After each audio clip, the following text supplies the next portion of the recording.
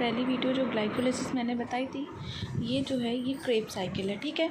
और ये ग्लाइकोलिसिस के बाद ही कंटिन्यू होगी, क्योंकि जो एनर्जी हमें जनरेट होती है हमारी बॉडी में वो 3 स्टेप्स में होती है, ठीक है। पहली ग्लाइकोलिसिस, फिर पायरुवेट डीकार्बोक्सिलेशन, उसको मैं ज़्यादा एक्सप्लेन नहीं करूँगी, फिर क्रेब्स साइकिल जिसको TCA साइकिल भी बोलते हैं, फिर उसके बाद लास्ट नॉट द लीस्ट आपकी आती है इलेक्ट्रॉन ट्रांसपोर्ट चेन सिस्टम, ठीक है। तो ग्लूकोज हमने ग्लाइकोलिसिस में बताया था, ये 6 कार्बन का एक मॉलिक्यूल जब ग्लाइकोलिसिस रिएक्शन रन होती है, ये 3 कार्बन के 2 मॉलिक्यूल पायरुवेट में कन्वर्ट होता है, ठीक है। अब हमारे पास क्या है, 3 कार्बन के 2 मॉलिक्यूल। अब यहाँ से डीकार्बोक्सिलेशन होगा। डीकार्बोक्सिलेशन का मतलब क्या होता है, एक कार्बन का हटना। अगर 3 कार्बन में से एक कार्बन हट जाएगा तो क्या हो जाएंगे, नंबर ऑफ कार्बन 2 हो गए। 2 कार्बन के कंपाउंड को क्या बोला उन्होंने, एसिटिल कोए। और यहाँ पे किस चीज़ का फॉर्मेशन हुआ, एक NADH2 का फॉर्मेशन हुआ NAD की प्रेजेंस में, ठीक है। फिर यहाँ पे हमारे पास एसिटिल को हैं। अब इसके साथ कंडेंसेशन, जब मैंने आपको ग्लाइकोलिसिस पढ़ाई थी तो जब फ्रक्टोज 1,6 बिस फॉस्फेट से डाईहाइड्रोक्सी एसीटोन फॉस्फेट और 1,3 फॉस्फोग्लिसरेट बन रहा था, तो वहाँ पे एल्डोज एक एंजाइम आ रहा था, एल्डोज क्लीवेज। पर यहाँ पे क्या आ रहा है, कंडेंसेशन। कंडेंसेशन का काम क्या होता है, किसी चीज़ों का जुड़ना। तो यहाँ पे 2 कार्बन का एसिटिल कोए 4 कार्बन के ऑक्सैलो एसिटिक एसिड से जब अटैच होता है तो यहाँ पे कंडेंस हुआ। कंडेंस होके 4 और 2 कितने कार्बन होगा, टोटल 6 कार्बन का हमारे पास एक क्या कंपाउंड फॉर्म हो गया, जिसको बोला सिट्रिक एसिड। किस एंजाइम की प्रेजेंस में, सिट्रेट सिंथेसिस की प्रेजेंस में। और मैंने आपको ग्लाइकोलिसिस के टाइम ये भी बताया था कि ग्लाइकोलिसिस एक ऐसी रिएक्शन है जो एनारोबिक होती है, एनारोबिक होती है यानी ऑक्सीजन के एब्सेंट में, और साइटोसॉल में होती है। पर TCA और इलेक्ट्रॉन ट्रांसपोर्ट चेन क्या होती है, दोनों ही माइटोकॉन्ड्रिया के अंदर होती है और ऑक्सीजन की प्रेजेंस में होती है, ठीक है।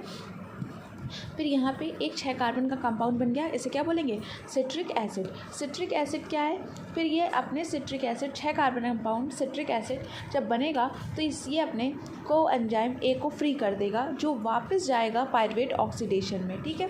फिर सिट्रेट के पास क्या, 3 कार्बोक्सी ग्रुप होते हैं। जब आप इसके केमिकल स्ट्रक्चर के बारे में डिस्कशन करेंगे, सिट्रेट के पास 3 CO ग्रुप होने के कारण ही क्रेब्स साइकिल को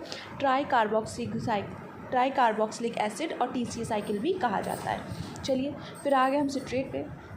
सिट्रेट अब रीऑर्गेनाइज्ड होगा, मतलब अपने स्ट्रक्चर को मॉडिफाई करेगा इन द प्रेजेंस ऑफ एकोनिटेज, और यहाँ पे वाटर रिलीज होगा और ये किस में कन्वर्ट हो जाएगा, सिस एकोनिटेज में। फिर सिस एकोनिटेज अगेंस्ट रीमॉडिफाई होगा अगेंस्ट सेम एंजाइम एकोनिटेज में, यहाँ पे वाटर ऐड हो जाएगा और क्या बन जाएगा, 6 कार्बन का आइसोसिट्रेट।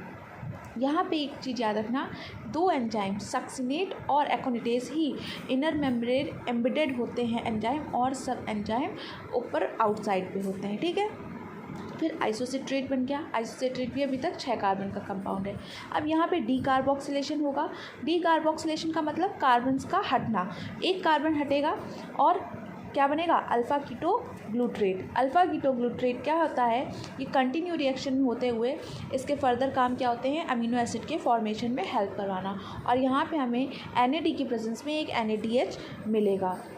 अब हमारे पास 6 कार्बन से कंपाउंड शिफ्ट होकर किस में आ गया, 5 कार्बन में।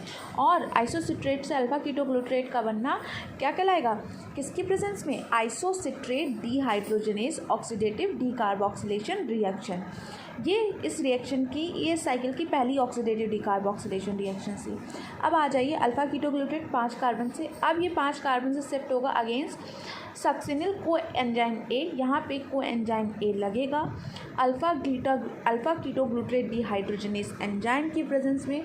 ये सेकेंड ऑक्सीडेटिव डीकार्बोक्सिलेशन रिएक्शंस होगी और यहाँ पे एक कार्बोक्सी ग्रुप हटने के साथ 5 कार्बन का कंपाउंड अब किस में कन्वर्ट हो गया, 4 कार्बन के कंपाउंड में, जिसका क्या नाम है, सक्सिनिल को। और हमें इसमें इस रिएक्शन में क्या मिला, एक NAD लगा के एक NADH मिला। फिर फर्दर सक्सिनिल को enzyme A in the presence of succinate को ए सिंथेटेज की प्रेजेंस में किस में कन्वर्ट होगा, सक्सिनेट में कन्वर्ट होगा। किस में कन्वर्ट होगा, सक्सिनेट में कन्वर्ट होगा। और यहाँ पे हम एक GDP लगा के एक GDP पाएंगे। और सक्सिनेट को मिरर इमेज भी बोलते हैं, ठीक है। जब आप केमिकल स्ट्रक्चर देखेंगे सक्सिनेट का, तो सक्सिनेट का स्ट्रक्चर बिल्कुल मिरर इमेज की तरह काम करता है। फिर सक्सिनेट से फ्यूमरेट कन्वर्ट होगा, यहाँ पे डीहाइड्रोजनेज होगा यानी वाटर मॉलिक्यूल हटेगा। एंजाइम कौन सा आएगा, सक्सिनेट डीहाइड्रोजनेस, और यहाँ पे हमें एक FAD लगा के हमें क्या मिलेगा, FADH2। फिर हमारे पास क्या प्रोडक्ट हो गया, रिएक्शन हमारी 6 से स्टार्ट हुई थी, फिर अल्फा कीटोग्लूट्रेट 5 पे मिली, फिर कंटिन्यू सक्सिनिल से हमारी रिएक्शन कितने कार्बन में ही चल रही है, 4 कार्बन में। फ्यूमरेट मिलेगा, fumarate in the presence of fumarase enzyme में हाइड्रेशन वाटर ऐड होगा और किस में कन्वर्ट हो जाएगा, मैलेट में कन्वर्ट हो जाएगा। और फिर मैलेट यहाँ पे हमें एक NAD लगा के NADH बनाएंगे और in the presence of malate dehydrogenase malate किस में कन्वर्ट हो जाएगा, ऑक्सैलो एसीटेट में। ये एक रिएक्शंस पूरी हुई। यहाँ पे हमें देखो हमारी रिएक्शन कहाँ से स्टार्ट हुई थी, ऑक्सैलो एसीटेट और एसिटिल कोए के कंडेंसेशन से।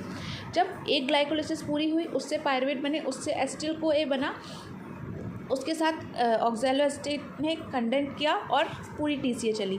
तो एक TCA से हमारा पेट थोड़ी ना भरता है, हमारे को तो कंटिन्यू TCA फॉर्मेशन होता रहेगा ना।